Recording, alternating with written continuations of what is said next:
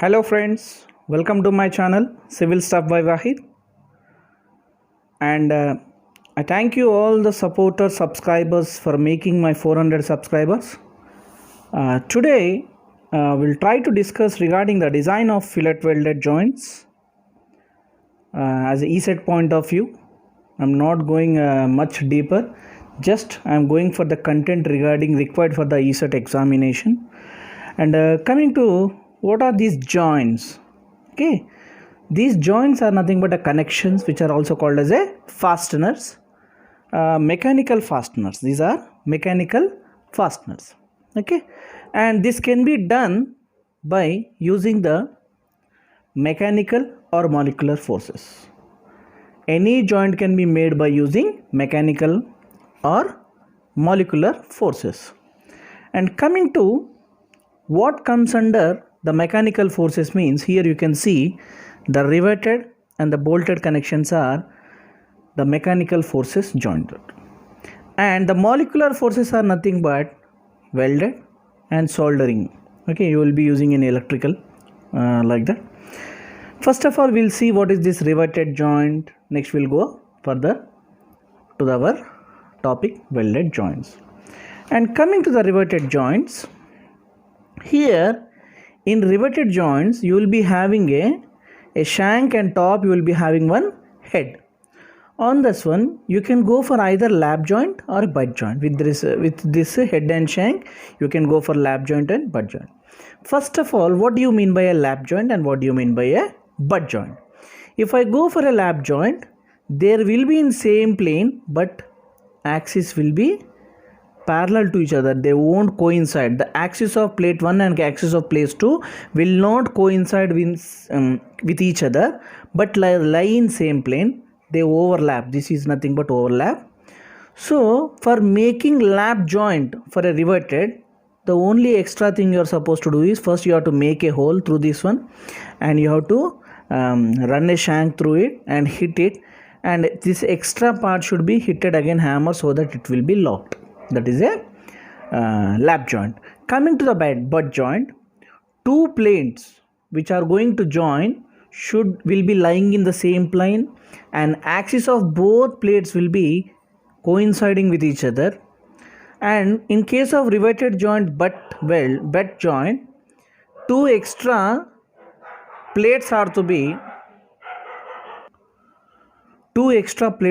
provided for making the butt riveted joints. Okay, because of this one, the main disadvantage is going to happen is its weight of the joint is going to increase. Because of extra things we are putting, the weight of the joint will be going on increasing.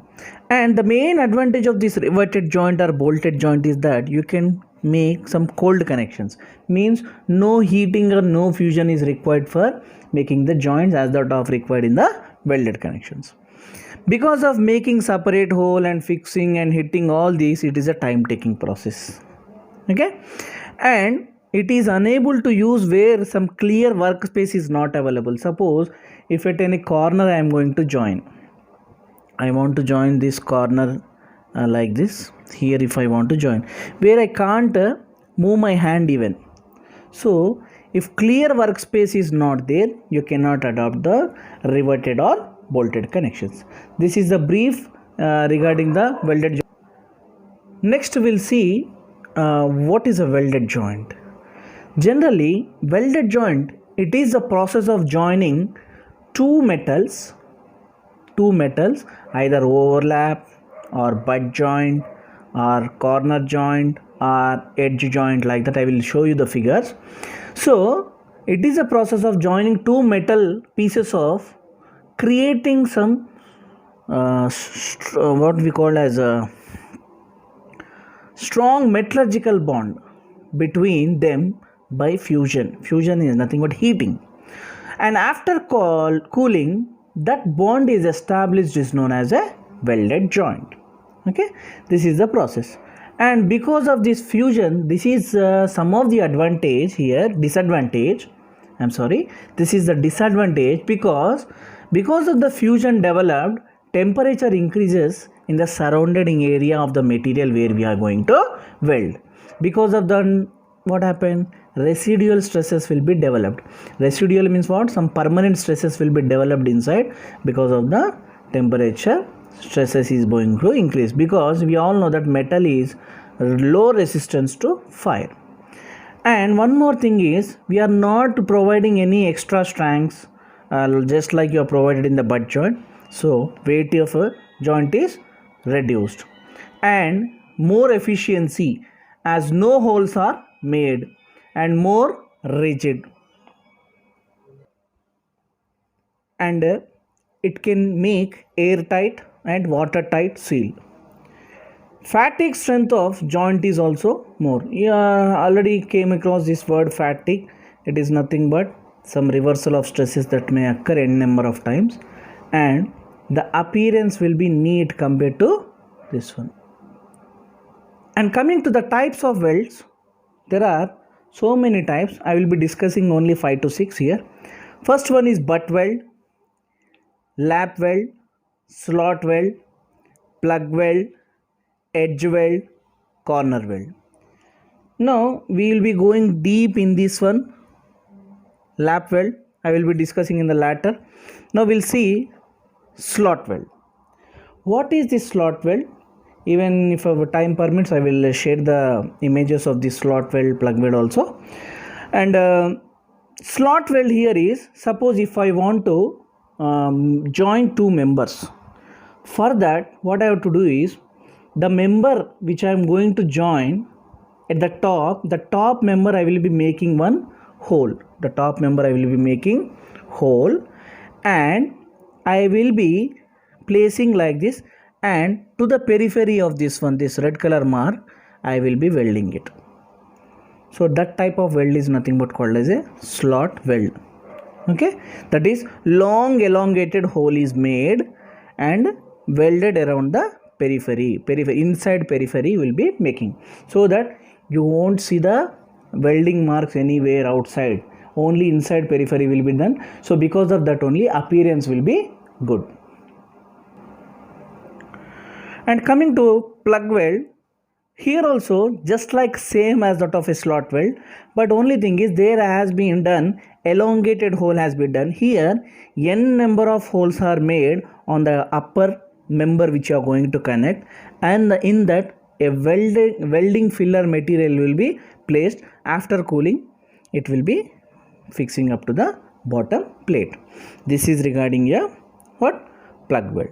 Coming to the butt weld, I said you butt weld is nothing but it is also called as a groove weld, which is made connecting edge to edge. Suppose one member is there, another member is there, I will be connecting like this. Okay, this is edge to edge, this is overlap like that. Okay, so this is what? Edge to edge. Okay, which lie in the same plane, Now where you can see this butt weld is in the pipe fixings. Suppose our water main line will be going, okay, they will be fixing like this, and they will be giving some washer from outside. After sealing, they will be giving washer on outside.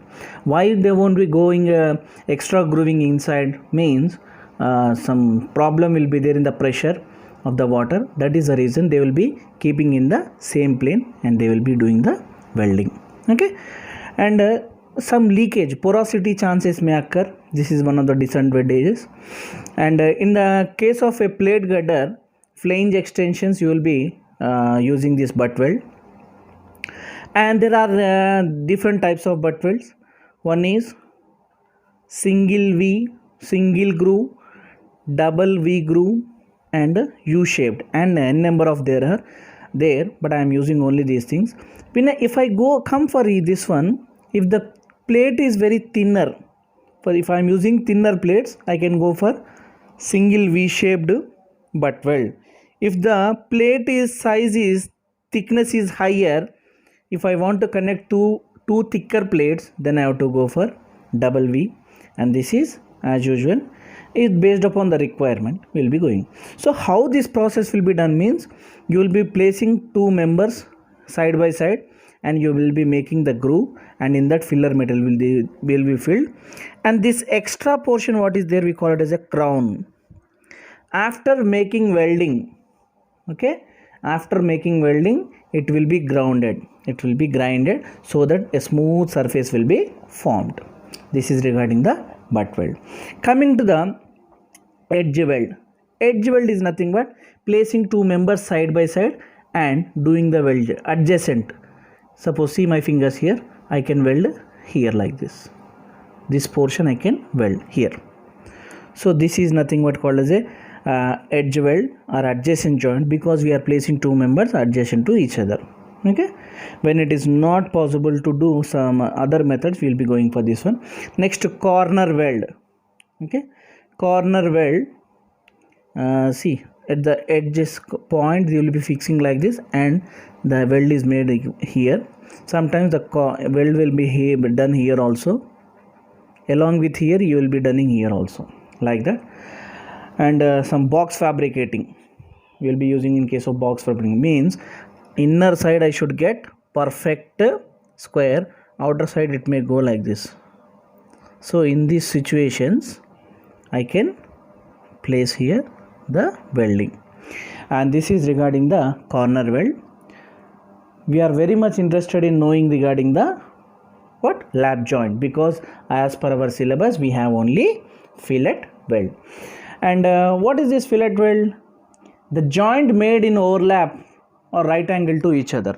Overlap means one over the other, right angle means like this. This is also called as a lap joint, and this is also called as a lap joint. Okay, same plane but different axis, different plane, different axis. Okay, and in this they have been three types. First of all, we'll learn this is a single transverse, double transverse, and parallel. Now what is this transverse?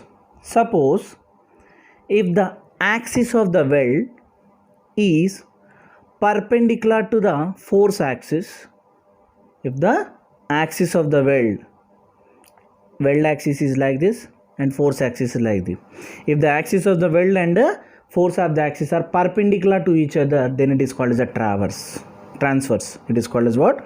Transverse. And if the weld is done only one side, then it is called as a single transverse. If it is done two ways, it is called as a double transverse. And similar way, if weld axis is parallel to the force axis, then we call it as a parallel fillet weld. We call this as what? Parallel fillet weld. Now moreover, you keep in mind that every time when you are going to find out, we'll be asking about the design shear strength of the weld. But see here, a weld joint can be failed in shearing and tensile stresses are developed in the weld. Why are not bothered about the tensile means tensile criteria is much less compared to the shearing, because two members are overlapped each other and a force is applied. The force will be in the opposite like this. So this is nothing but shearing. So the failure pattern will be morely in a shearing only. That is the reason design shear strength of weld will be calling. Okay, and see, based upon the loading conditions also, you will be having symmetrical loading and unsymmetrical loading. Now what is this symmetrical loading? Means suppose a bottom member is there, bottom plate is there, whose centroid will be here somewhere, suppose for example here, and the centroid of this one is, if the centroid of the bottom plate and the top plate lies in the same line, it is called as a symmetrical loading. If it is not so, it is called as unsymmetrical loading. In what conditions we call it as symmetrical means, example any flat plates like that. Unsymmetrical means what? Any angle sections, because suppose if I take a gusset plate, the centroid of this gusset plate will be here, and the centroid of the angle section will be some variable which do not lie in the same plane. That is the reason we call it as a unsymmetrical section. And moreover, because of this weld being parallel to the axis, this will be weaker. The strength compared to these two will be very, very less. How much less means it will be weaker than 1 and 2 by 17%. Now out of these three methods of lap joints, this will be having more strength. Joint strength will be much higher because area of weld has been increased. So generally if area has been increased, if you know see, stress equals to load by area. Okay, suppose if this is F, our aim is to reduce the stress. Okay, if in the bottom, if I am increasing the load by 2, suppose here what is tau? F by A.